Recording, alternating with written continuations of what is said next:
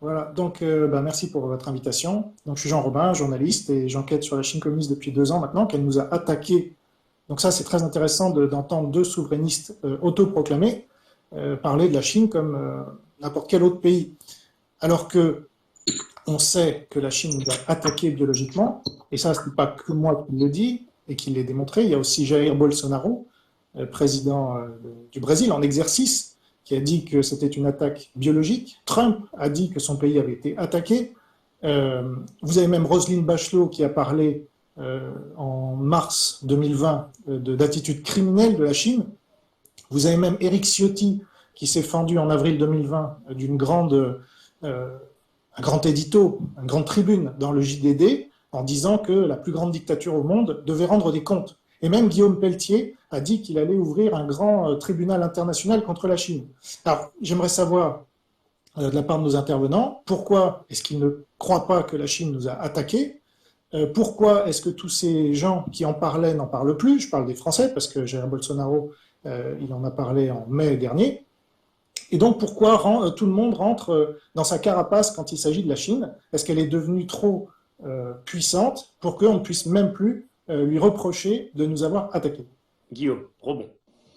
Alors, bon, pour être rapide, d'abord, je pense que moi, je ne suis pas un souverainiste autoproclamé, je suis un citoyen français et je pense que tous les citoyens français devraient être des souverainistes autoproclamés. Bon, refermons la parenthèse. En fait, il me semble, ce que je crois comprendre de cette histoire, c'est que les Américains sont impliqués. C'est-à-dire, ils sont impliqués parce qu'ils ont probablement financé des recherches qui ont eu lieu en Chine et il ne s'agit pas, à mon avis, enfin, sauf coup de théâtre, hein, d'une volonté du pouvoir chinois de diffuser ce virus et de diffuser un petit peu à Wuhan, puis en contrôlant les choses, puis de l'envoyer circuler dans le monde entier pour mettre à plat le reste du monde et puis en même temps pouvoir gagner une avance considérable et irrattrapable, faire en sorte que la Chine soit irrattrapable. Non, je ne crois pas. Je crois que c'est plutôt un accident. Effectivement, beaucoup de gens sont assez d'accord là-dessus, les médecins, des chercheurs, des épidémiologistes, sur le fait que ça ressemble quand même à quelque chose inventé en laboratoire, mais à mon avis, ça répond pas mal à cette question, c'est-à-dire que le pouvoir chinois n'a pas envie de raconter qu'ils ont joué aux apprentis sorciers ou qu'ils se sont démerdés comme des manches et qu'en plus, le fait que c'était traité à la mode chinoise, c'est-à-dire en mettant la poussière sous le tapis, un couvercle, et si quelqu'un parle, il est soit exécuté, soit mis en état de nuire, c'est quelque chose qui a probablement retardé, qui a empêché de maîtriser la situation à l'origine. Donc on comprend bien pourquoi la Chine n'a pas envie d'en parler. Si les Américains ont financé ces recherches, on comprend bien pourquoi aussi ils ne poussent pas finalement cet argument au-delà. Voilà. Ce que je crois comprendre de cette situation, il est hautement probable que ce soit donc quelque chose, un accident issu d'une recherche financée par les Américains dans un laboratoire chinois à Wuhan. Pierre-Yves, tu veux rajouter un mot ou je rends la parole à Moi, Jean? moi, ce que j'observe, c'est qu'il y a des gens qui tiennent ces thèses-là. Moi, j'ai facilité la publication de deux ouvrages qui prennent cette thèse-là, qui n'est pas la mienne, celle d'Antonio Fouron et celle de Yona Duro. Donc, Chine, États-Unis, la réveil du dragon, la revanche du kraken, c'est tout dans le titre.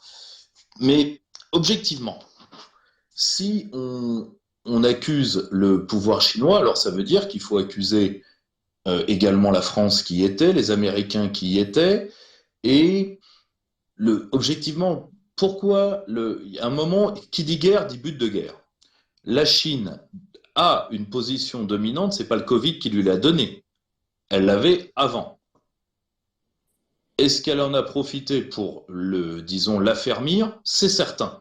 Mais là encore, j'y reviens, et c'est ce que j'ai du mal à comprendre dans, disons, une certaine obsession chinoise, c'est que si la Chine, comme tout impérialisme, et la Chine est un impérialisme, personne ne le nie, mais tout impérialisme est fort de vos faiblesses. Point. Vous voulez pas que la Chine dirige vos vies, elle les dirige par rapport à ce qui se passe à Berlin, à Bruxelles et à Washington, très modérément côté français quand même. Hein. Mais moi, j'en parle quand je suis en Asie avec des pays qui ne veulent pas être dominés par la Chine, avec les Vietnamiens, avec les Thaïlandais, avec les Japonais, avec les Coréens.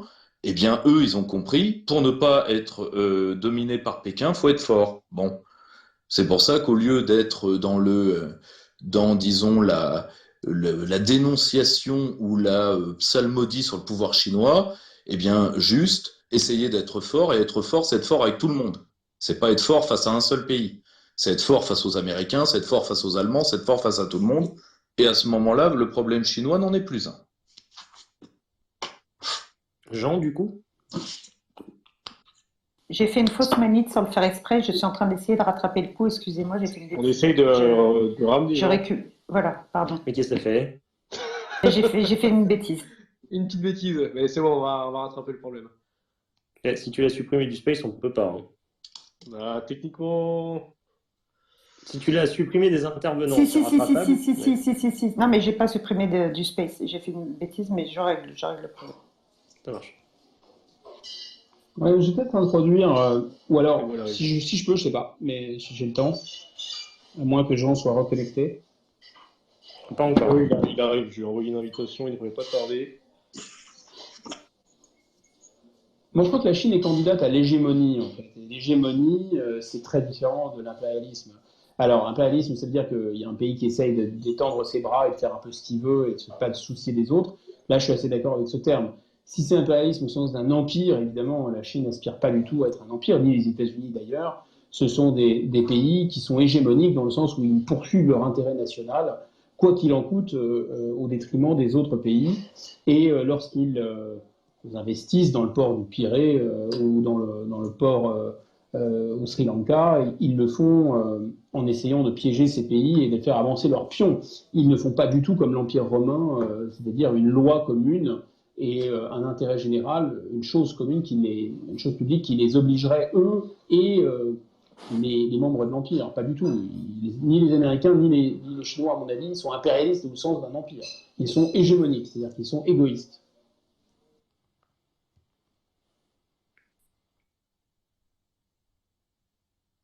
Pardon, j'ai éternué, j'ai coupé le micro. Du coup, est-ce qu'on a Jean qui revient ou pas?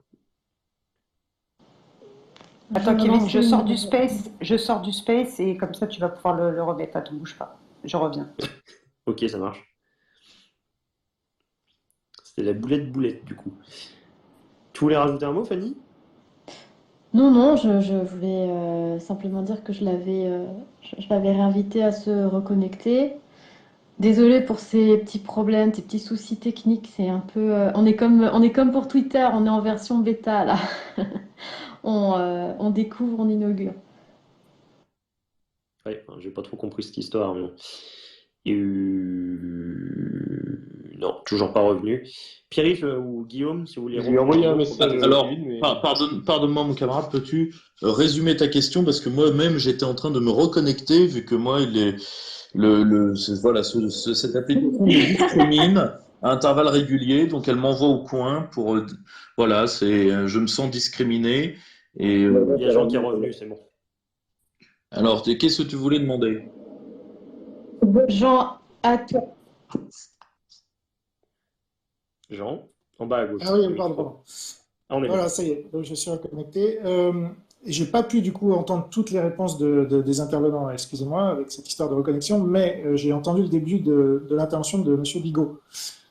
Alors, il faut savoir que les Américains, c'est très important, ont interdit à la France, de Jacques Chirac et Jean-Pierre Raffarin, de transmettre la technologie P4 en 2002-2003, quand Raffarin a été nommé Premier ministre, et que c'est la première chose qu'il a faite, parce qu'il faut savoir que c'est un affidé chinois depuis les années 70, il a fait son premier voyage. Tu veux juste nous redire ce que c'est que la technologie PK, du coup? Et ben, c'est le laboratoire d'où est partie ce qu'on appelle la pandémie, et que moi j'appelle l'attaque biologique.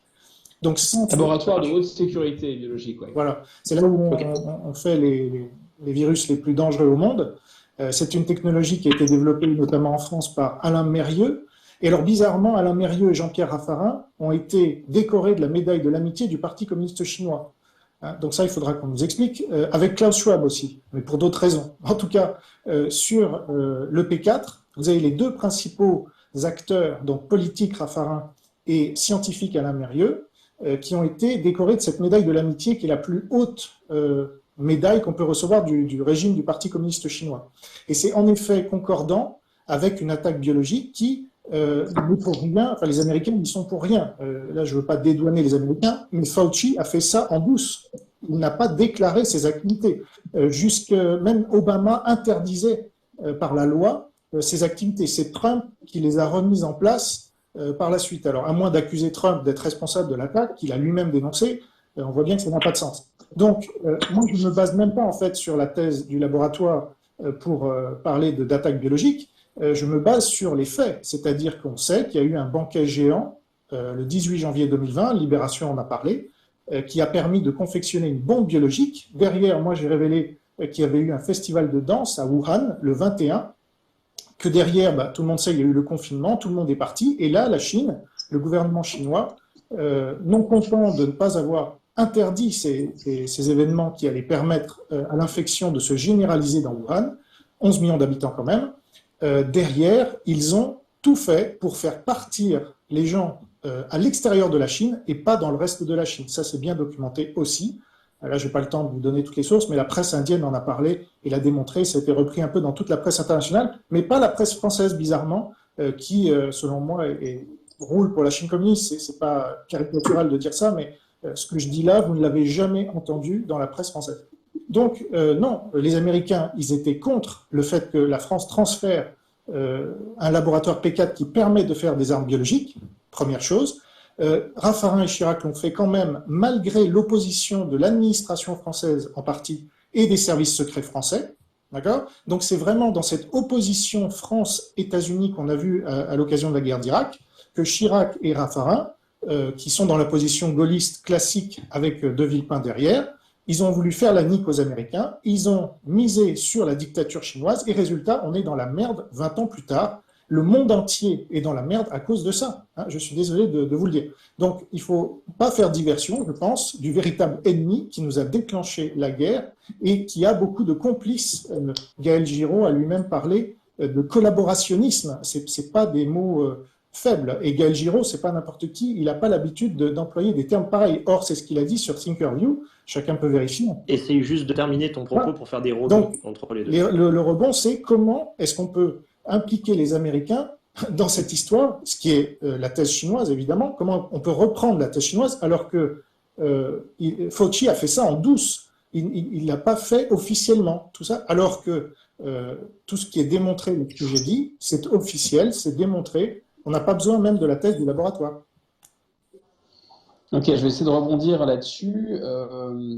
En vrac et pour être rapide, je pense que ce que j'ai compris, c'est que le gouvernement américain a financé des études sur les coronavirus en Chine. Alors pourquoi il a financé ces études? Parce que les Chinois sont très avancés sur les coronavirus. Il faut dire qu'ils ont eu très très chaud avec l'affaire du SRAS, et donc ils appréhendent beaucoup ça. D'ailleurs, on a parlé des chauves-souris au départ, parce que ces coronavirus, les chauves-souris sont connus enfin tous les mammifères ont des coronavirus, mais les chauves-souris sont connus pour avoir des résistances très très fortes à ces coronavirus.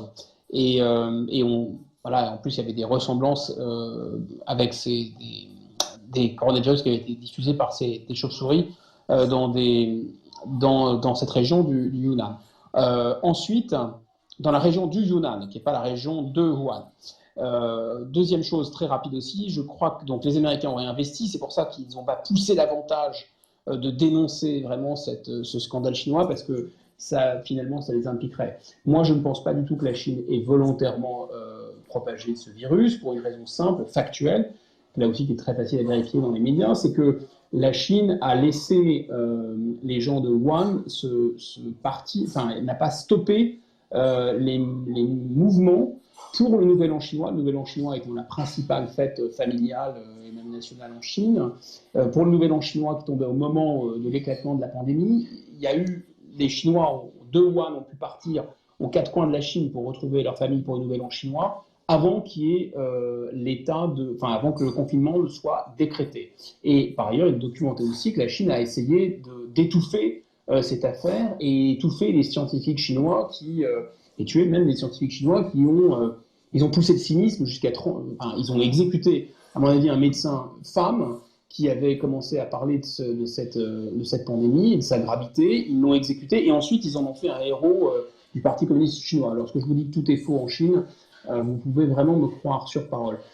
Troisième point, effectivement, c'est vrai, les services secrets français, les nôtres, la DGSE, mis en garde le gouvernement français dans l'opération consistant à vendre un laboratoire P4 à la Chine. C'est la première fois que ça se faisait, en disant que les garanties de sécurité qui étaient offertes, notamment des contractants qui devaient créer des différentes enceintes, etc., c'est des gens qui étaient très très peu fiables et des gens très corrompus d'ailleurs. De l'entourage du parti communiste et du pouvoir. Donc, c'était pas assez dangereux de faire ça. Donc, c'est vrai que la DGSE a fait pression. Bon, voilà. Ce qu'on sait par ailleurs, qu'est-ce qu'on sait de manière factuelle et certaine?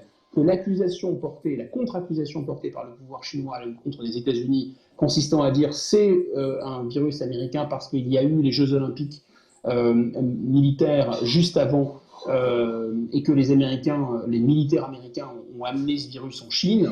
Bon, à mon avis, c'est complètement bidon comme accusation, évidemment. C'était pas à ça du tout que je faisais allusion, mais un financement sur fonds publics américains de travaux sur le coronavirus qui intéresse le monde entier finalement, parce que c'est quand même assez dangereux, comme on peut le voir. Et deuxième chose, je pense que là, tout le monde sait bien que la Chine a empêché les inspecteurs de l'OMS, alors même que la Chine finançait l'OMS, pardon pour le bruit de fond désagréable, alors même que la Chine finançait l'OMS et proche de l'OMS, la Chine a interdit même à l'OMS de venir enquêter sur place. C'est donc évidemment que la Chine a des choses à se reprocher. C'est pas d'un soudain prurite souverainiste chinois, pas du tout.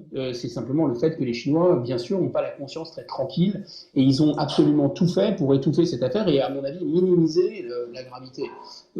Jusqu'à ensuite, ils ont pris une option évidemment très très stricte et très autoritaire qui a plutôt fonctionné.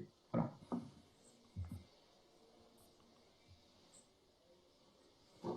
Non, c'est intéressant comme point de vue.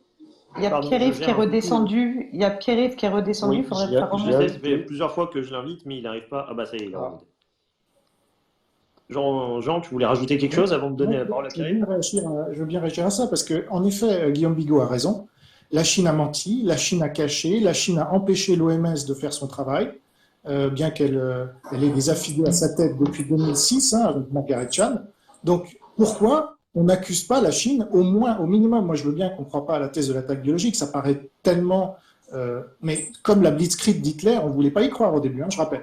Mais la Chine a développé ce qu'on appelle la guerre hors limite, qui est une nouvelle manière de voir la guerre, c'est-à-dire sans les armes conventionnelles, dans un livre en 1999.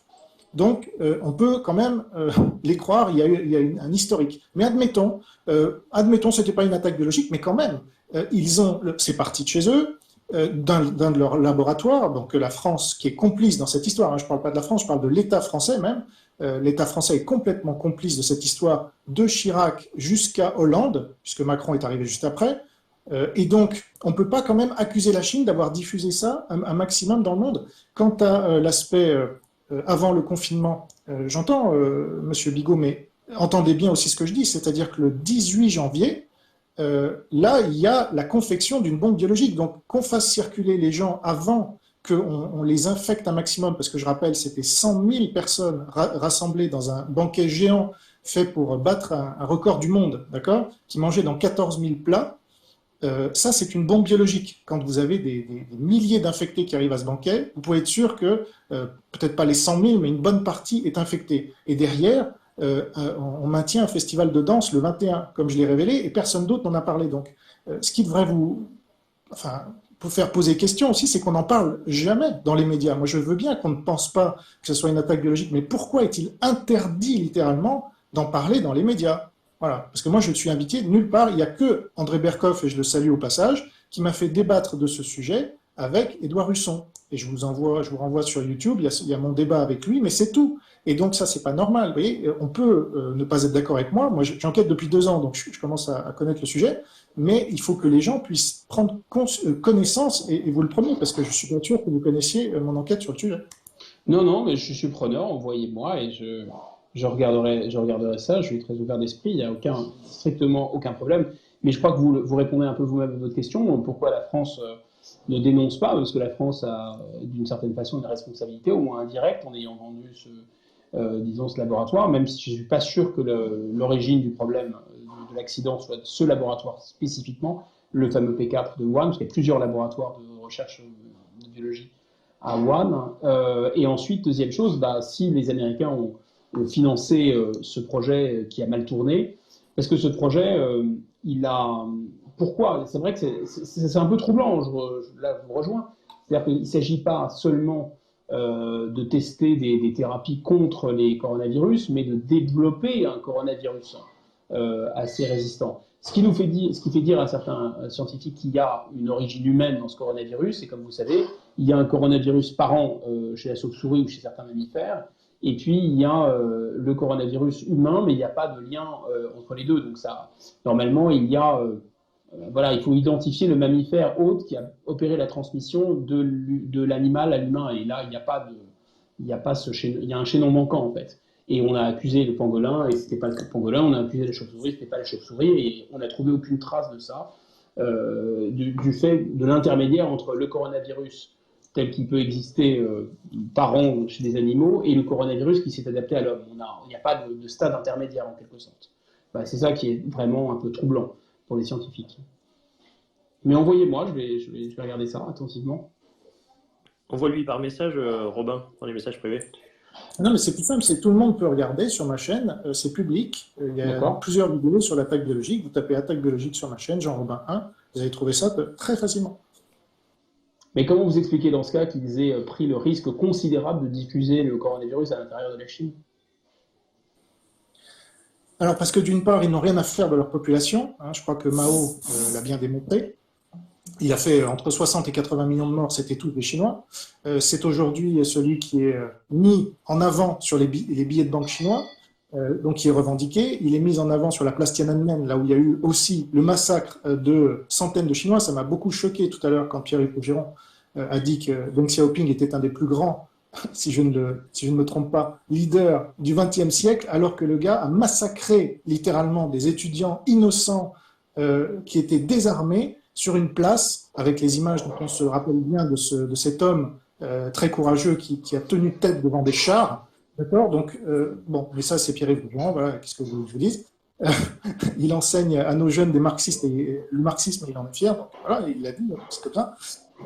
Donc, pour le reste, il ne faut pas oublier qu'il y a des collabos dans le gouvernement français que je n'entends jamais dénoncer pour ça. C'est-à-dire que quelqu'un comme Olivier Véran, vous n'allez pas me faire croire qu'il est arrivé en pleine pandémie venant de Chine, par hasard, alors que ce mec, personne ne le connaissait. Or, quand on creuse un peu, on découvre qu'il est membre des 2 clubs d'influence pro-Parti communiste chinois les plus importants de France, à savoir les Young Leaders de la France China Foundation, et il est membre du Paris Shanghai Club. Donc moi, je veux bien croire au hasard cosmique, comme dirait Gilles-William Gonadel, mais il ne faut pas me prendre pour un con non plus. Et là, je pense qu'on nous prend pour des cons. Et si vraiment la Chine nous a attaqués, on ne devrait pas en parler avec ce ton badin qu'on a, parce que ça veut dire qu'on est en guerre. Effectivement, là, je pourrais rejoindre Macron, sauf que lui, c'est lui qui nous fait la guerre, parce qu'il est l'affidé de la Chine communiste. Il a dit lui-même dans une déclaration à l'Express, et chacun pourra le vérifier, je suis maoïste, d'accord, je suis maoïste. Et il se réclamait lui aussi, comme Pierre-Yves Rougiron apparemment, de Deng Xiaoping en disant que l'important pour le chat, c'était pas sa couleur, mais c'était s'il attrapait bien les souris. Donc les gars, si vous reprenez mot pour mot le discours de Raffarin, là je parle pour Pierre-Yves Rougiron, il faut vous poser des questions sur le fait que vous soyez vraiment des patriotes. Non mais si... On va rendre la parole à Guillaume. Ouais, non mais c'est simplement parce que ça met un peu de Et débat. à Pierre-Yves. Et bien sûr à Pierre-Yves, je vais être bref. Si on est d'accord que si c'est une arme biologique, si la Chine a volontairement fabriqué d'une part et lâché ce virus pour affaiblir les autres pays et pouvoir, disons, accroître son avance sur les autres, en refermant et en calculant un peu le fait que bon, ça n'allait pas trop faire de dégâts, c'est déjà assez risqué comme calcul, parce que quand même il y a l'idée, on est bien d'accord, de pouvoir favoriser la Chine. Donc si la Chine est à plat, elle aussi, ça ne va pas vraiment la favoriser. Donc ensuite, le problème central dans ce raisonnement, me semble-t-il, c'est qu'on sait bien qu'il y a un facteur, contrairement à ce que les gens fanatiques, les représentants de commerce de Pfizer nous expliquent à longueur d'antenne, il y a quand même un facteur d'immunité naturelle. Et le fait d'avoir le virus, que le virus soit diffusé dans la société, voilà. Donc là, aujourd'hui, les Chinois se sont complètement refermés. Et il n'y a aucun organisme biologique chinois qui a rencontré le virus sous ses différentes formes. Donc si jamais, le jour où la Chine va s'ouvrir, il est possible qu'ils en prennent plein la tête. à moins que forcément un variant très très très très très gentil finisse par les atteindre à la fin. Voilà, fin de ma réponse. Donc c'est dangereux pour eux. Pierre?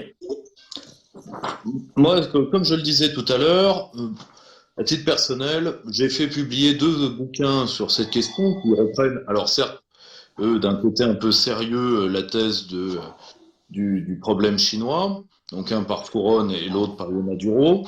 Mais à titre personnel, je ne la reprends pas pour une seule raison, c'est que si les Chinois avaient vraiment voulu le faire, alors c'est que la Chine est bien moins puissante que ce que nous pensons. Parce que, soyons clairs, prenez le cas des pays occidentaux, ce qui nous a foutu par terre, encore plus que le virus lui-même, qui lui-même est, de l'avis d'à peu près tous ceux qui l'ont côtoyé, que ce soit Perron, que ce soit Raoult, etc., un virus gérable. Quand vous voulez détruire vos ennemis, vous faites un variolite, vous faites un truc efficace. Mais surtout, ce qui, moi, m'impressionne, c'est que ça voudrait dire que la Chine est pariée sur le fait que tous les gouvernements occidentaux, sans exception, amplifient très largement par leur propre nullité les effets du virus. Parce que là, on est à peu près un peu plus de 100 000 morts en France. Les 2 tiers sont plus à mettre sur le dos de la réaction de Macron, flinguer les médecins, j'en passe et des meilleurs, que sur l'infection elle-même.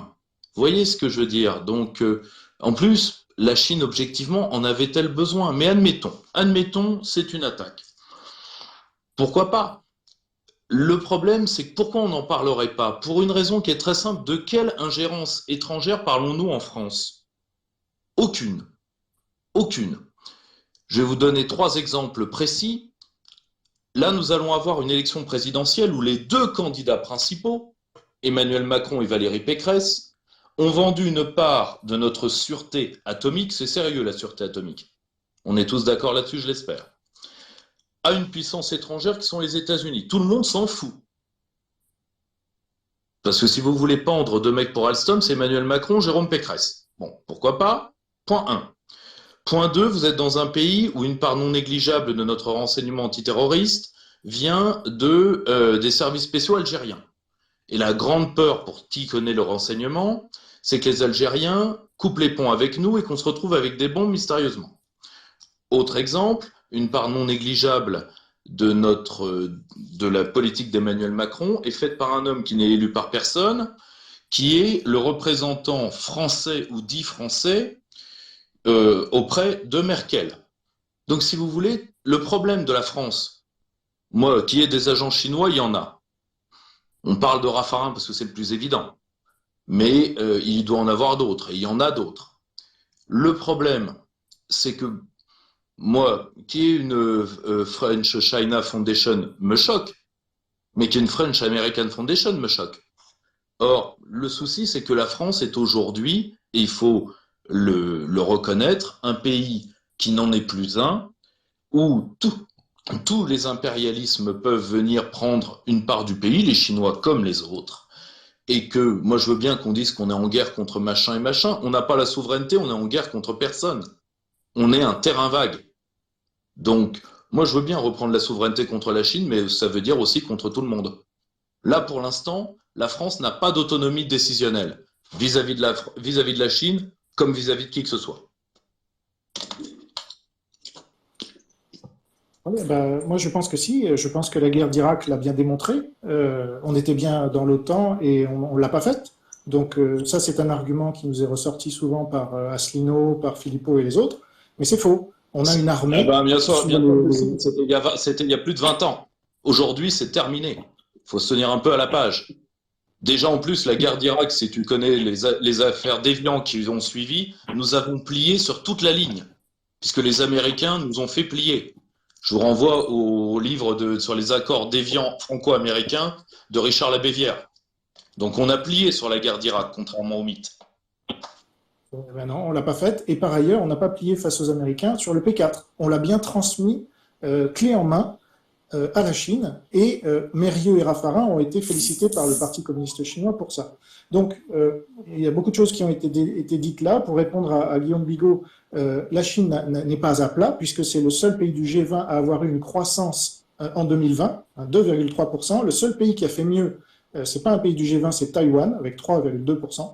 Le virus, en fait, il favorise la Chine parce que si on regarde bien, il s'attaque aux vieux. Or, la Chine a un problème, elle a trop de vieux, comme par hasard, et elle ne s'attaque pas aux enfants. Or, la Chine a là aussi un problème d'enfants, elle n'en a pas assez. Donc, il faut quand même essayer de comprendre les choses. Ensuite, la Chine est tout à fait responsable. Je veux dire, c'est pas les 2 tiers à Macron. Si on prend l'exemple de la Suède, qui n'a pas fait de confinement, qui n'a pas fait de masque obligatoire, qui n'a pas fait toutes ces conneries, elle a quasiment autant de morts que nous. Alors, pas exactement autant, mais quasiment autant. Donc, c'est trop facile de tout mettre sur le dos de Macron. Moi, je suis le premier à incriminer Macron, mais il ne faut pas dédouaner pour autant la Chine qui a poussé, par exemple, les confinements partout dans le monde. Ça, c'est démontré. Die Welt a fait une enquête très documentée là-dessus en mars-avril 2021. Elle a démontré que vous avez une université en Chine qui a influencé le CDC allemand, qui derrière a poussé Merkel à faire le confinement. Et donc, il y a eu des millions de messages des petites mains chinoises, comme on les appelle, les 50 Cent Army, pour pousser au confinement, pour culpabiliser. Et ça, c'est bien démontré dans plusieurs livres. Alors, ce sont des livres américains, donc je ne sais pas si on peut les croire, hein, d'après certains. Mais l'avantage principal pour la Chine, c'était de plonger le monde dans le communisme. C'était pas de faire des morts, mais quand même, on en est entre 5 et 15 millions de morts. Hein. 15 millions, c'est d'après Nouvel Économiste, 5 millions, c'est d'après d'autres sources, mais quand même, 15 millions, on se rapproche un peu de la peste noire, là, quand même. Donc, il ne faudrait pas minimiser ça non plus. Donc, mais encore une fois, le principal objectif de la Chine, d'après moi, c'était de plonger le monde dans le communisme, c'est-à-dire de sortir du modèle de la mondialisation libérale, qui est le modèle dominant américain. Et là, on en revient à ce que disaient tout à l'heure les intervenants sur les différents modèles d'empire. Vous avez un empire américain qui est basé sur le libéralisme, c'est-à-dire les contrats, c'est-à-dire le respect de l'autre malgré tout. Alors, il y a des rapports de force, évidemment, mais le modèle chinois communiste là qui nous est poussé, j'espère qu'on le voit mieux, la différence, c'est qu'on nous impose des conneries qui ne servent absolument à rien. On nous impose des mensonges en permanence. Alors, je ne dis pas que les Américains n'ont jamais menti, hein. Je parlais de la guerre d'Irak, là on en a eu un bel exemple, mais quand même, on voit bien la différence de modèle. Et quand on me cite Raoult, il faut savoir que, positivement en plus, il faut savoir que Raoult fait partie de toute cette clique, parce qu'il fait partie de la fondation Mérieux. Hein, Mérieux, c'est celui qui a été, et comme par hasard, il fait en permanence l'apologie de la Chine communiste, un peu comme un de nos intervenants qui le cite positivement. Donc, quant à Pécresse et Macron, moi je constate que tous les candidats à l'élection présidentielle sont pour la Russie, ça c'est Zemmour ou Marine Le Pen, ou alors pour le Parti communiste chinois. Pécresse, c'est la caricature. Elle a même été, comme l'a révélé Mediapart, elle a été élue, enfin elle a gagné la primaire grâce à des Chinois, à des centaines de Chinois étrangers qui ont été inscrits sur les listes électorales de trucs de LR, là, parce que c'était autorisé apparemment. Enfin, cette nana est une caricature, elle est membre du Paris Shanghai Club, elle est une affidée des Chinois depuis très longtemps, elle est énarque, là aussi, on retrouve les énarques. Donc, je veux dire, c'est compliqué de croire qu'on a une vraie élection présidentielle en plus, puisqu'on n'est pas en démocratie depuis le référendum piétiné. Voilà. C'est ce que disait Michel Onfray l'autre jour à la télévision d'ailleurs. Ah oui, c'est évident. Et donc, et quant à l'argument, les États-Unis ont bénéficié de nos technologies, ils ont eu la bombe avant nous. Hein, donc, je ne vois pas trop. C'est sûr qu'Alstom, c'est terrible, mais tous les transferts de technologie qu'on a donnés à la Chine depuis 20 ans, c'est bien pire. EDF, avec Proglio, a dit lui-même, on a donné la technologie des centrales nucléaires à la Chine clé en main et sans contrepartie. Parce que EDF est un bastion du communisme en France et avec l'internationale qui n'est pas morte, hein, l'internationale communiste elle est loin d'être morte, comme on le voit d'ailleurs en ce moment au Kazakhstan, hein, puisque même le pacte de Varsovie n'est pas mort. Là, on le voit à l'œuvre en ce moment avec Poutine, qui est appelé à la rescousse par les dirigeants néo-communistes du Kazakhstan. Et c'est juste de terminer ton propos pour permettre... Voilà. Non, mais c'est intéressant parce que Pierre-Yves Rougeron nous dit attention Alstom, ça on entend matin, midi et soir dans les médias. Mais par contre, les transferts de technologie à la Chine, Airbus, la SNCF, EDF et compagnie, ça c'est marrant, on n'en entend jamais parler. Donc moi, je me méfie un peu de ce dont on entend tout le temps dans les médias et j'essaye de regarder un peu plus ce dont on ne parle jamais. Guillaume ou Pierre-Yves, si vous voulez réagir. Ouais, s'il y a un point d'accord, c'est qu'effectivement, l'esprit de soumission des classes dirigeantes françaises est tel qu'on arrive dans un en même temps typiquement macroniste à être en même temps soumis aux États-Unis et en même temps soumis à la Chine, ce qui est quand même très fort. Mais on y arrive effectivement. C'est vrai. Pour le reste, Bon, si l'intérêt de la Chine était d'éliminer les vieillards, et je crois que ce n'était pas d'un point de vue totalement cynique, parce qu'effectivement, un Chinois va peut-être pas pousser 2 chaises roulantes de vieux Chinois. C'est pourtant le modèle vers lequel on s'achemine. C'est un problème massif dont personne ne parle, c'est l'effondrement démographique et le vieillissement rapide de la population, y compris la population chinoise. Donc, si d'aventure ils voulaient rééquilibrer leur démographie et régler leurs problèmes de déséquilibre de manière cynique, ils auraient dû laisser le virus se propager et produire ses effets en Chine. C'est ce qu'ils n'ont pas fait, puisque ils se sont confinés et ils ont éliminé la propagation du virus, ce que bêtement nos autorités cherchent à singer d'ailleurs. Et donc, je répète mon argument central, c'est que si le coronavirus, dont on comprend d'après l'intervenant précédent que c'était une bombe biologique, on ne peut pas maîtriser complètement les mutations aléatoires du virus, même s'il y a une des règles de mutation virale, c'est qu'en général, les virus, comme on l'a bien compris, deviennent de plus en plus contagieux et de moins en moins dangereux, de moins en moins létaux. En tout cas, on ne peut pas complètement maîtriser une évolution qui est une évolution quand même assez aléatoire, assez biologique. Donc, c'est extrêmement dangereux de propager un coronavirus, deux, d'immuniser d'une certaine façon par confinement et fermeture hermétique des frontières sa population contre ce coronavirus, parce qu'il peut revenir en boomerang et ensuite vous décimer. Donc, je ne crois pas à cette thèse, même si je vais regarder par honnêteté intellectuelle les tenants et les aboutissants de ce que vous proposez. Voilà. Pierre-Yves, vous voulez rajouter un mot? Moi, je reste sur un point central qui est quand on est faible vis-à-vis de tous. Donc, moi, qu'on ait un problème particulier avec l'ingérence du Parti communiste chinois, moi, si vous voulez, j'ai vécu pendant 5 ans d'opposition face à des gens qui m'ont dit clairement, et il suffit d'ailleurs, vu qu'une partie des débats est publique, de les entendre, qu'ils effaceraient la France. Aucun d'eux n'était chinois. Et que la France ait des ennemis à Pékin, certainement. Elle en a ailleurs, je peux vous le garantir.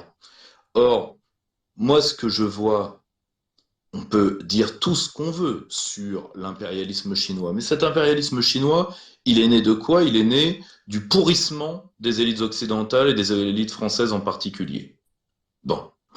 Donc, le problème reste entre nos mains, plus que d'essayer d'empêcher la Chine de se déployer, ce qui n'est plus techniquement faisable à mon sens, parce que bon, ils ont les possibilités énergétiques, humaines et scientifiques de le faire.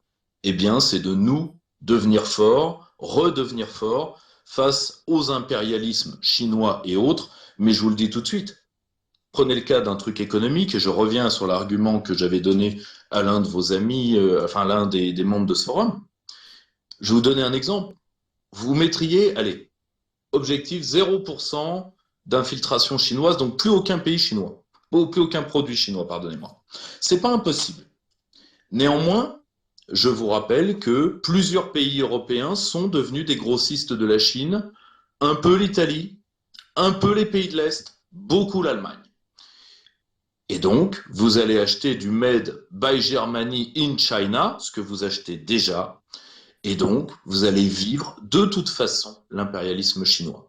Donc, si vous voulez, sincèrement, si vous avez vraiment un problème avec l'impérialisme chinois et que vous entendez le régler, eh bien, il va vous falloir au minimum affronter d'autres impérialismes qui enserrent la France et qui lui sont beaucoup plus proches, géographiquement, j'entends. Je ne sais pas si je peux répondre à ça, mais c'est intéressant en effet. Je pense qu'effectivement, en 1940, déjà, la France avait beaucoup d'autres ennemis que l'Allemagne nazie, mais l'Allemagne nazie nous avait attaqués. Donc si la Chine communiste nous a attaqués, ça fait une différence, première chose. Deuxième chose, Pierre-Yves parlait tout à l'heure de la French American Foundation et de la France-China Foundation, French American. Donc la French American Foundation n'a plus de gros bonnets depuis 2012. Le dernier, c'était Macron. Et c'était un inconnu. Il n'avait aucune responsabilité à l'époque. Par contre, la France-China Foundation, qui a été créée, on le sait peu, mais par Jacques Attali et par Jean-Pierre Raffarin, d'accord? Attali a fait partie du Conseil stratégique jusqu'en mars 2020, assez bizarrement d'ailleurs. Il est parti dès que la pandémie est arrivée, mais ça doit être un hasard, encore un hasard cosmique. Et donc, la France-China Foundation, elle regroupe aujourd'hui les plus gros bonnets de l'élite française, si j'ose appeler ça une élite. Vous avez 4 ministres, hein, Pannier-Runacher, Djebari, excusez du peu, Véran, et puis un quatrième qui m'échappe, c'est certainement un second couteau. Et puis, vous avez le Paris-Shanghai Club avec Elisabeth Borne, Thierry Breton, on parle de l'Europe. Oui, je suis d'accord, Pierre-Yves, mais Pétain n'était pas allemand, il me semble. Hein. Donc, Thierry Breton, c'est vrai qu'il n'est pas chinois. Mais, excuse-moi, il est membre du Paris-Shanghai Club. Donc, je t'invite à te renseigner sur ce club sur lequel je suis le seul à avoir enquêté. Et dès que mon enquête a été rendue publique, ils ont retiré tous les noms des membres éminents qui en faisaient partie, y compris le président d'ADP. C'est des petits noms, hein, je suis d'accord. Mais enfin, le président de Bouygues Construction, un ancien général de l'armée de l'air, Thierry Breton, Elisabeth Borne et Valérie Pécresse. Alors, et ça, c'est seulement quelques noms qu'on a mis en avant. Donc moi, je veux bien qu'on fasse croire que la France est encore dans la main des méchants Américains qui nous ont apporté Internet, hein, salauds d'Américains. Ils nous ont apporté la liberté d'expression, la liberté d'entreprendre, toutes les libertés. Là, la Chine est en train de... Non, le wokisme vient de France. Ça, on le dit pas assez, mais ça vient de l'école de Vincennes avec les Foucault, Deleuze, Derrida et Sartre. Et donc, non, voilà. Excusez-moi, vous allez reprendre tout de suite la conversation, mais je crois que Guillaume souhaiterait du coup peut-être aller dormir. Donc on va lui souhaiter une bonne soirée, le remercier vraiment pour sa participation. C'était vraiment un dialogue très intéressant, très enrichissant, je pense, pour tout le monde. Et puis on espère l'avoir une autre fois sur d'autres sujets, pourquoi pas. Au revoir Guillaume. Merci Guillaume.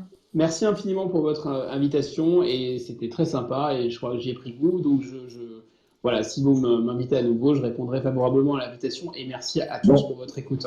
Ben, n'hésite pas. À bientôt. Même chose, donc c'était vachement sympa, donc n'hésitez pas, parce que là, moi, j'ai des affaires paternelles à régler. Donc, je vous souhaite à tous une excellente soirée et bon courage. J'espère qu'on se reverra sur d'autres sujets. Par contre, il faudra qu'on ait un retour sur la faisabilité technique parce que je ne sais pas vous, mais moi, j'en ai ramé avec votre machin. C'est les connexions Internet, je pense, pour tout à chacun, mais on en reparlera, Pierre-Yves, et on vous souhaite également une excellente soirée. Merci beaucoup. Merci beaucoup, À Pierre-Yves. bientôt, merci. Merci infiniment. Bonne À soirée. bientôt, Pierre-Yves. À bientôt, Guillaume. Alors, est-ce que je peux juste compléter mon propos et puis après je vous laisse, moi aussi je vais y aller. Allez, on te laisse conclure. Voilà, c'est que Pierre-Yves, qui est parti, mais il a quand même parlé de ma prétendue obsession sur le Parti communiste chinois. Je tiens à dire que je n'étais pas intéressé avant cette attaque biologique. Donc, j'en avais jamais parlé. Donc, il faut rester alerte quand on est patriote français, il faut voir qui nous attaque. Et quant à la nature de l'oligarchie et de l'Union européenne, il faut bien voir ce qu'elle est. C'est-à-dire que Pierre-Yves pense qu'elle est de nature ultra-libérale. Moi, comme Nigel Farage d'ailleurs, je pense qu'elle est de nature communiste. Et donc, on voit bien là ce sur quoi s'appuie la Chine communiste. Elle s'appuie sur une structure qui est un embryon de nouvel ordre mondial, qui s'appelle l'ONU, qu'elle a infiltré au maximum. Elle détient 4 des agences. C'est le pays qui a le plus d'agences de l'ONU, et sans compter même l'OMS, hein, alors que c'est un de ses affiliés qui est à la tête. L'Union européenne, pareil, c'est marxiste. La PAC dont vous parliez tout à l'heure, c'est pas libéral, hein, c'est marxiste. On prend de l'argent et on le redistribue un peu comme on veut, au gros, comme par hasard. Bon. Et puis l'oligarchie française, tous ces gens qui viennent de l'ENA, qui a été fondé par Maurice Thorez, ça on le sait pas, mais c'était quand même un des pires communistes au monde, et avec De Gaulle, eh bien on en vient à croire qu'en effet, ils rentrent comme dans du beurre, et même c'est un couteau chaud qui rentre dans du beurre mou, hein, comme j'aime à le dire. La Chine, ils sont en terrain conquis en France. Et la droite, elle est devenue communiste sous Chirac et Raffarin, tandis que la gauche, elle était devenue sous l'URSS, hein, comme on s'en rappelle avec Mitterrand et les ministres communistes. Donc voilà, ce que je voulais dire, c'est qu'il ne faut pas se tromper d'ennemi. Si on commence à désigner le mauvais ennemi, on va s'en prendre à nos vrais alliés et à dédouaner les vrais ennemis. Voilà, merci de m'avoir invité en tout cas. Mais si vous voulez rester